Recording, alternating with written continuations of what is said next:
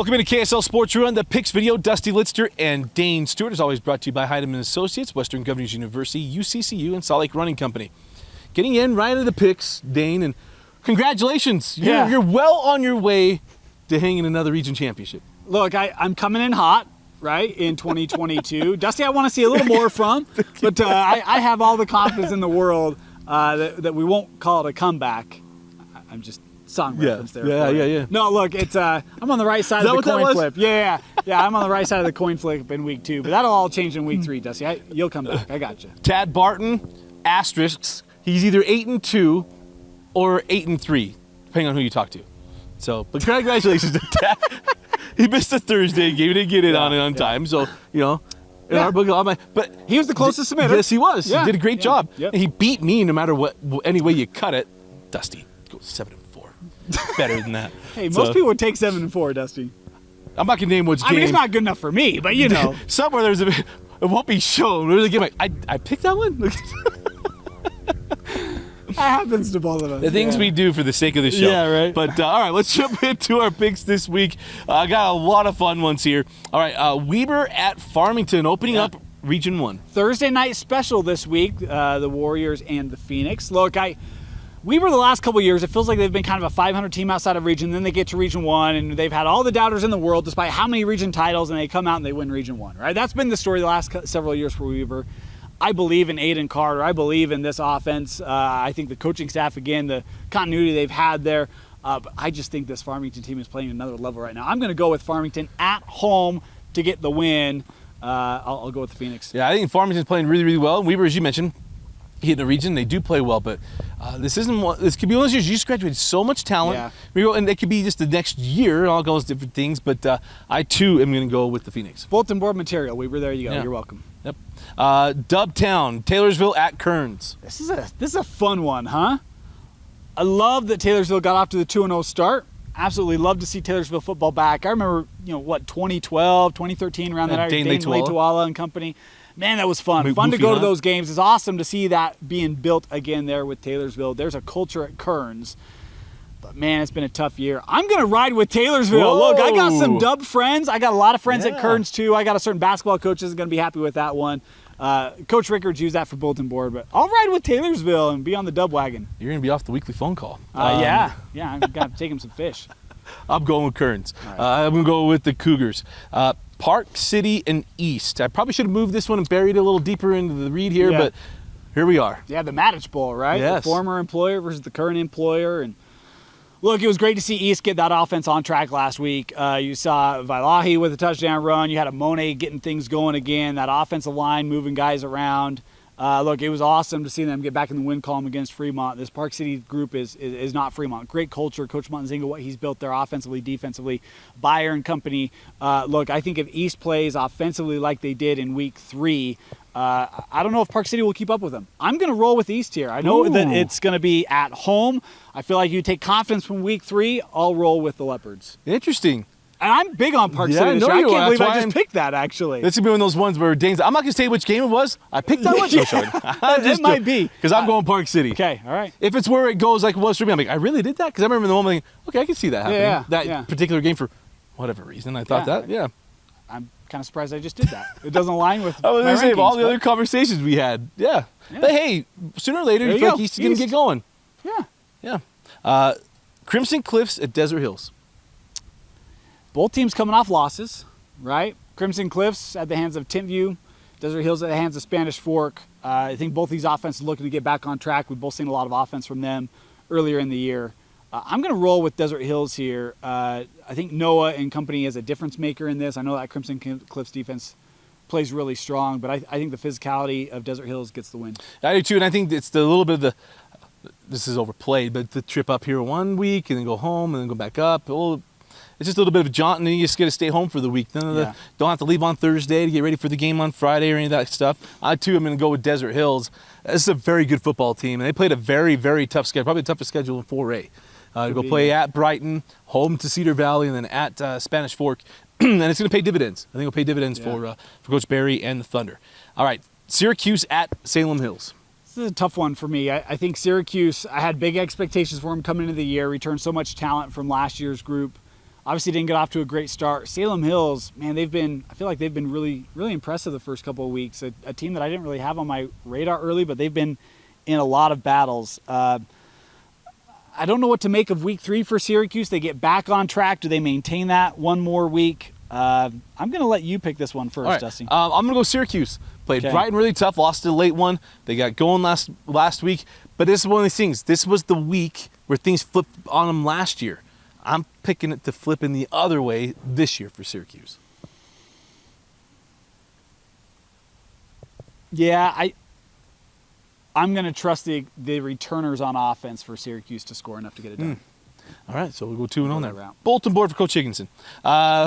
Riverton at Springville. Interesting game. Very interesting game. You know, Springville, I think, in a battle last week against Bountiful.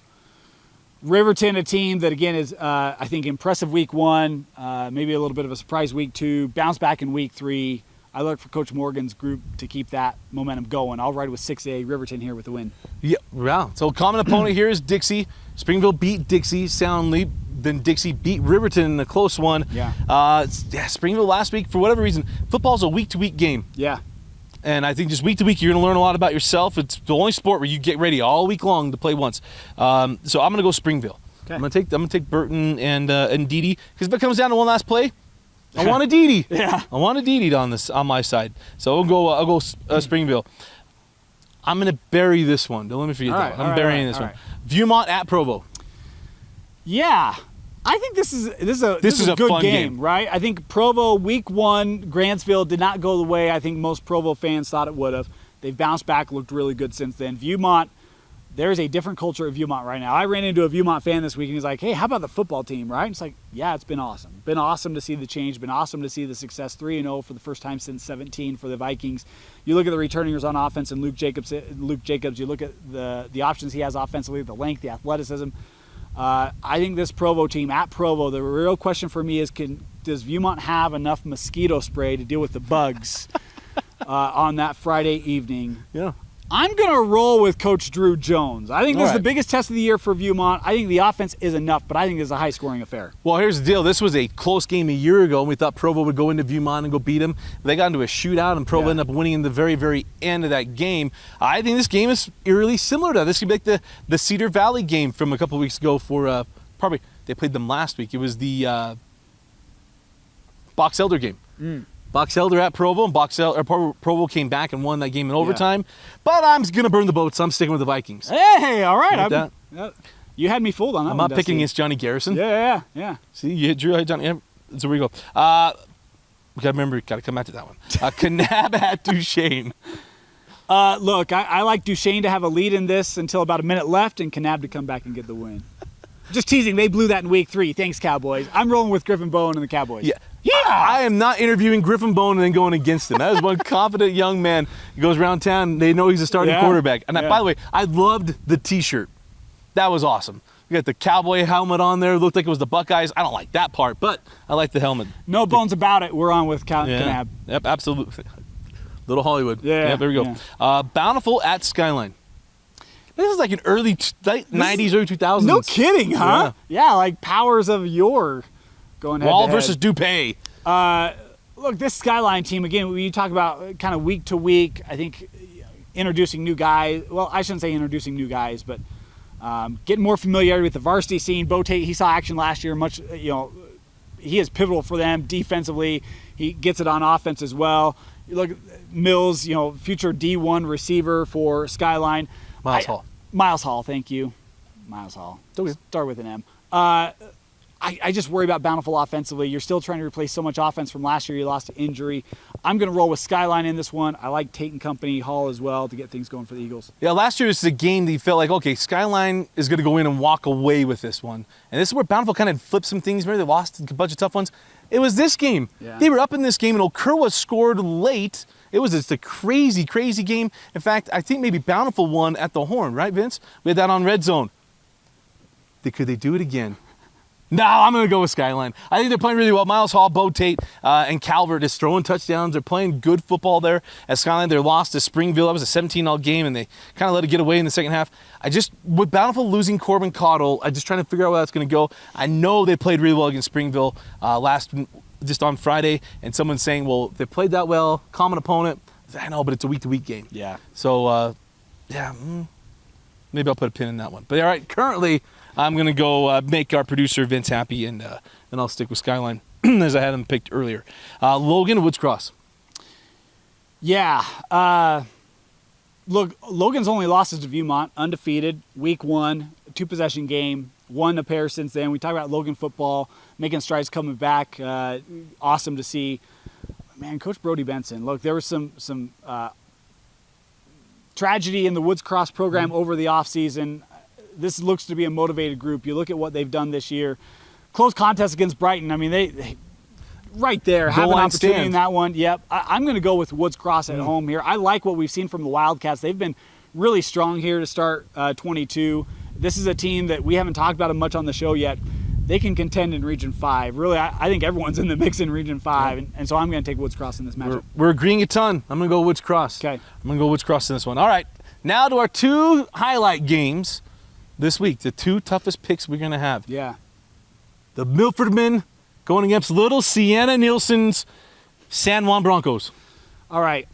I know Dusty really cares about family, but Milford, you be mean to the students of Miss Nielsen. I'm going with the Milford men. And look, this is a little bit of Dane history against Dusty history, right? Dusty is a San Juan guy. I'm a Milford guy. And so I'm rolling with the Tigers. Sosi and company, Barnes, Hardy. Go light them up. I'm rolling with the Tigers. And I want to be really clear. Be nice to Miss Nielsen. Just take it out on her kids. Sienna's going to be there cheering. I'm going with San Juan. So she's currently 3-0. And it's going to be a fun family weekend down in Blanding for the Nielsen family. So Brother Nielsen's going to be a happy papa this weekend. All right, Bingham at Timpview. I'm all This is the game of the week. Yeah, this is a fantastic game. Not our game of the week, but the game of the week on the picks. Yeah, I think you look at Bingham again. I love what we've seen from them. I'm not picking against Timpview. I'm going with the T-Birds. This is not the crazy, which is crazy, right? Yeah, this is not the week I'm picking against Timpview. We won this game 15 years ago. We could never get it. Yep. And I'm glad they play it now. They play it almost every year. Right. This is a lot of fun. I absolutely love it. I could see Bingham going and winning this one, but the way that Timpview has been playing, just don't know if it's in the cards. Yeah. That team is continuing to roll around along. They are right now. They're in a great spot. Donnie Latawaya is doing a great job. That's not Coach Stokes and all this stuff going on home. This kind of shows what he's got to be able to do. Coach Stokes' offense is rolling. I was going to say, Coach Stokes is doing a great job. He that is. coaching staff is in sync. The players are in sync. It has a different feel. We said that last year too, and it's different from last year. This is a different feel for Timpview. Yeah, they're playing great football. So anyway, pick against us. You beat us, we mention you. Or if you get close, we'll mention you as well. Yeah. So I want to thank all of you for always throwing these things in. But go watch all of our videos this week. Top 5 plays, the rankings video. Our show comes out every Tuesday at 6 p.m. If you missed it, go click on KSLSports.com. And then we got all of our games and the Red Zone coming up this week as well. For Vince Francis and Dane Stewart, I'm Dusty Lister. Thanks for joining us watching KSL Sports Rewind on KSLSports.com.